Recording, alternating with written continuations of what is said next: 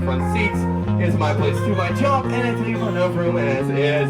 When I turn this bus on and we get rolling, I need to ask you guys to please stay seated with all of your hands, arms, and small children inside of my bus at all times. This rule is for your safety, guys.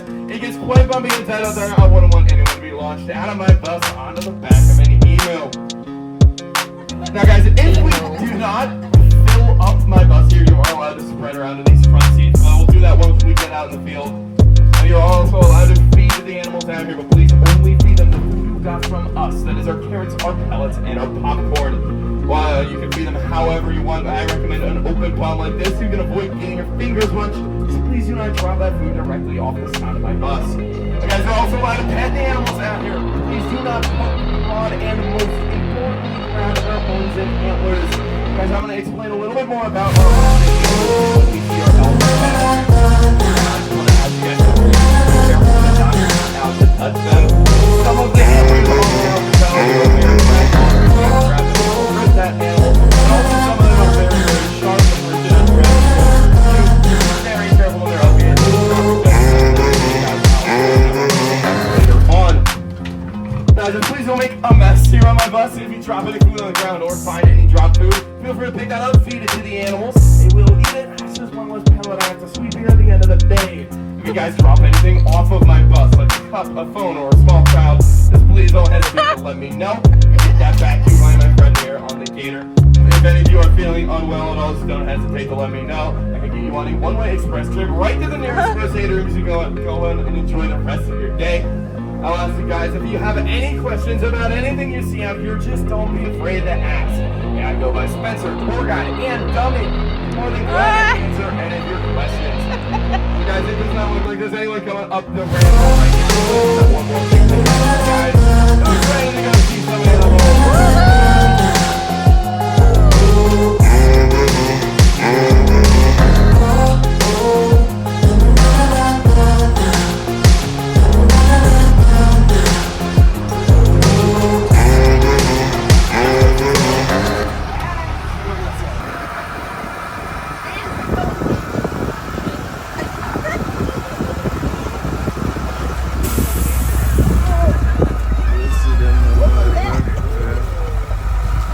Guys, our first stop here on our tour is going to be at our llamas there.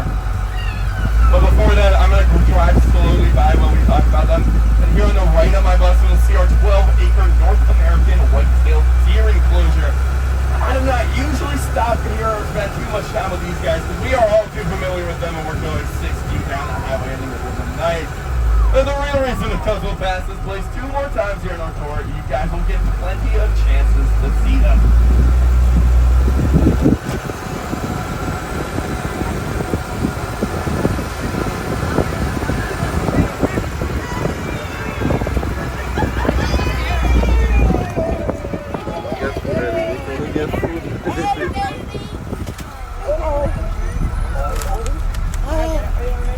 Let's get it scared Come on, baby.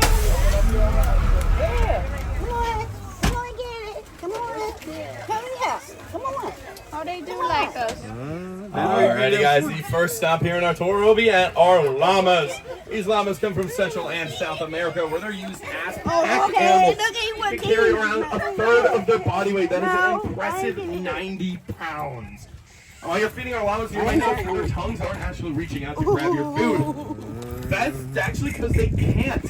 Their tongue, they have what's known as an attached tongue. They can't reach more than half of an inch out of their mouth. So to combat this, they have that cool split upper lip. That upper lip kind of acts like fingers at the front of their face. It helps them grab your food. So you guys do not need to worry about getting bit while feeding our llamas. They don't like them. I touch them, but they won't touch you. Yeah. But who here on my bus can tell me what a llama will do in self-defense when it feels threatened? It will not spit. That's so gross. No, it said that llama will lift his head way up into the sky, tilt its ears back, and reach into one of the 3 chambers in its stomach and projectile vomit. Yeah, because that's so much better. It's a common mythspread that llamas spit. They can't, even if they wanted to. They don't have saliva glands. In case you guys were wondering, that's also true for alpacas and camels. They all projectile vomit. Now I'll give you guys a little bit of extra time here to pen feed our llamas, but if for whatever reason you don't get a chance to, if you have any food left over here from our tour, or pick any of that food off the floor here, you can take that to our petting zoo and feed our alpacas. Hey, a buddy. little smaller than llamas, but also a little bit softer. Also right next to our petting zoo is our one and only animal. Her name is Buffy. Thank you.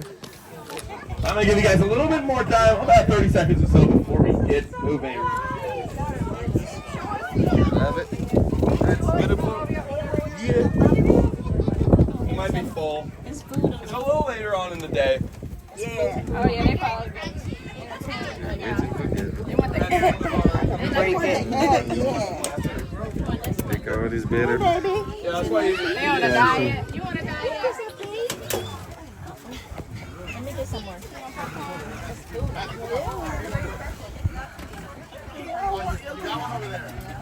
I should have bought there. I think the llamas usually like the carrots a lot. Yeah, they do.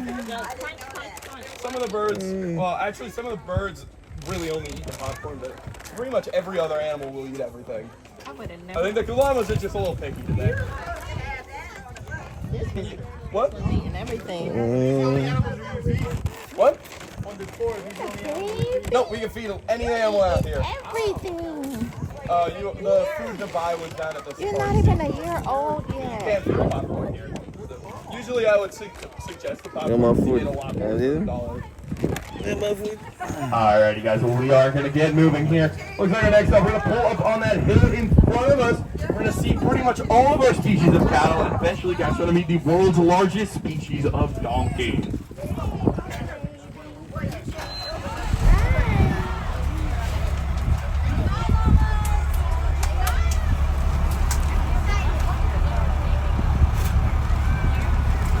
feed the next. They left the popcorn. We gotta feed the birds the popcorn. I might go sit by myself, Grandma. Gotta have more space. So you can have a window. Yeah, I'm gonna have a window seat. I'm gonna my lollipop be happy. It's thinking birthday. You wanna switch? Dang, I'm gonna go dang. back there. No, I can sit by Dang, you. dang. If you want, yeah. You can stay there. Yes. We gotta sit down.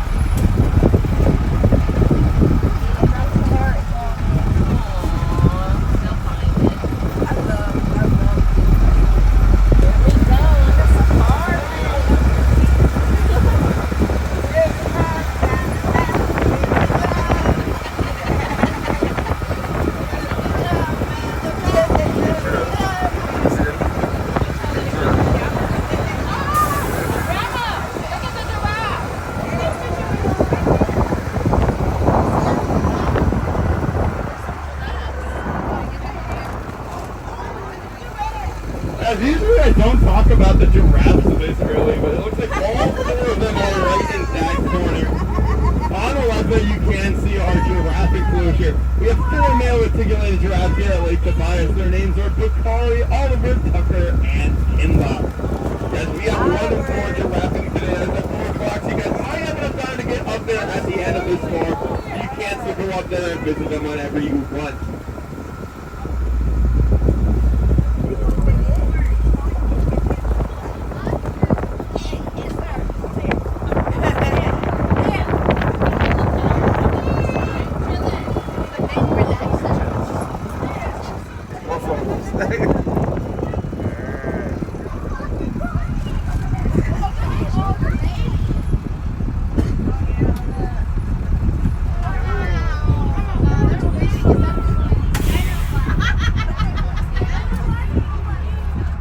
I think the buffaloes is the black ones then.